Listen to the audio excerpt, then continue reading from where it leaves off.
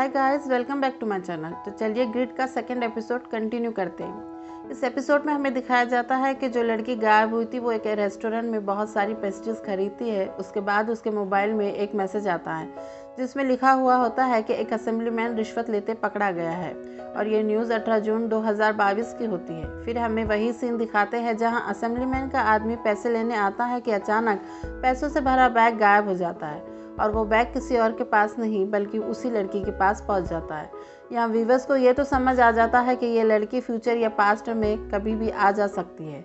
इसके बाद हमें वो किलर को दिखाया जाता है जिसके सामने एक बार फिर से वो लड़की आ जाती है। किलर भी उस लड़की को देख के भागने लगता है क्योंकि उसने भी उसे उस रात गायब होते हुए देखा था। इस घोस्ट के पास एक ऐसा डिवाइस होता है जिसके मदद से वो गायब हो जाती है और इतना ही नहीं, जंग को इस डिवाइस से हाथ पर चोट भी आई थी।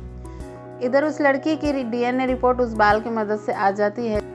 डॉक्टर जंग साहिबा को समझाते हैं कि उन्होंने ऐसी रिपोर्ट पहले कभी नहीं देखी। डॉक्टर का मानना होता है कि ये जिसकी भी डीएनए रिपोर्ट है वो ज़्यादा दिन तक बचने वाली नहीं है क्योंकि उसकी सारी हड्डियाँ डिसलोकेटेड है। जंग कहती है क्या ये घोस्ट है? डॉक्टर कहते हैं मुझे इतना तो आइडिया नहीं है मगर तुम्हें इस लड़की को जल्दी पकड़ना होगा क्योंकि ये मरने वाली है।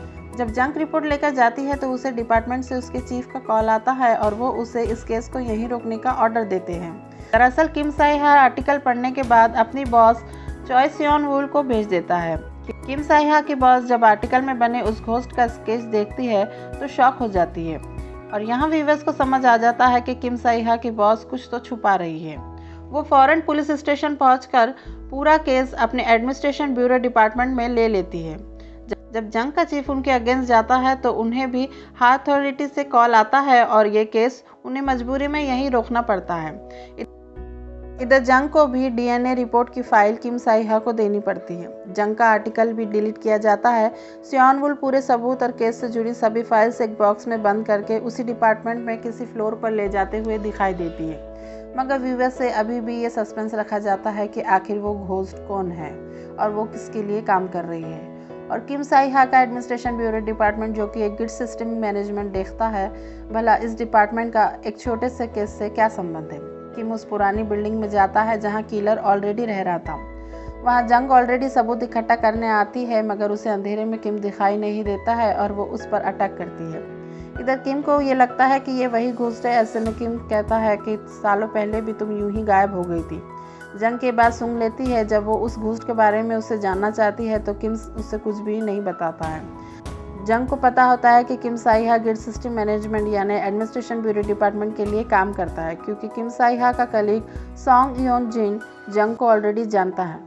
जंग यहाँ किम साई-हा से कहती है कि अगर तुम्हें भी उस घोस्ट का पता लगाना है तो तुम्हें मुझे खामोशी में इन्वेस्टिगेशन करने देना होगा, हम इस केस को कभी सॉल्व नहीं कर पाएंगे। किम साई-हा घर पहुंचने पर अपने लैपटॉप की मदद से ये पता लगाने लगता है कि आखिर उसकी बॉस ने केस का सारा एविडेंस किस फ्लोर पे लेकर गई है, मगर किम को यहाँ भी कुछ पता नहीं चलता है। किम अपनी मॉम की सारी एक्टिविटी एक नोटबुक में डेली लिखता है। योनजिन और किम बॉस से आर्ग्यू करते हैं क्योंकि उन्हें घोस्ट का पता लगाना था मगर केस किसी और को हैंडओवर करने से वो बॉस से नाराज़ होते हैं। ऐसे में बॉस उन्हें ऑर्डर देती है कि उस किलर की सारी डिटेल निकालो ताकि हमें पता चले कि घोस्ट और किलर का क्या संबंध है और घोस्ट उसे क्यों बचाना चाहती थी। और यहाँ यह एपिसोड ख़त्म हो जाता है। अगर आपको मेरा वीडियो पसंद आया है तो इसे लाइक कीजिए और मेरे चैनल को सब्सक्राइब कीजिए।